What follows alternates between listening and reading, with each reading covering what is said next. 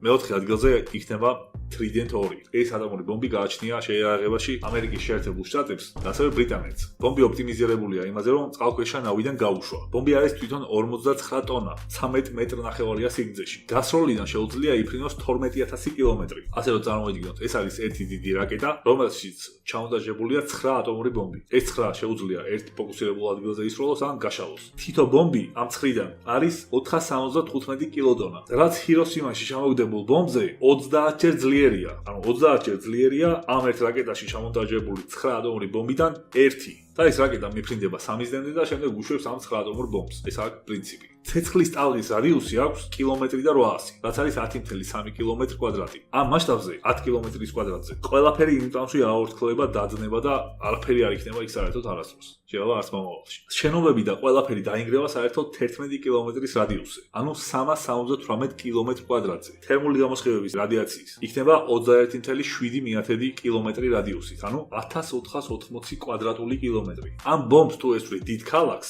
შეუძლია 2,5 მილიონი ადამიანი მომენტალურად მოკლას და პლუს 5 მილიონამდე დაასახიჭროს. და კიდე გრძელვადი ამ პერსპექტივაში თუ რადიაციის გამოწვეულ დაავადებებს და რაღაცებს დავუმატებთ, აქ უკვე ვეღარ დავითვლით. ანუ იმდენად დიდი რიცხვი იქნება, რომ ვერ ვიტყვით. ეს შეუძლია ერთ ბომბს. ამერიკას აქვს 14 წყალქვეშა ნავი და თითოს შეუძლია ატაროს 20 ასეთი ბომბი. ანუ 280 ასეთი ბომბი. 280 ასეთი ბომბი ფაქტობრივად დაცურავს ოკეანეში სულ გადატენილ მდგომარეობაში.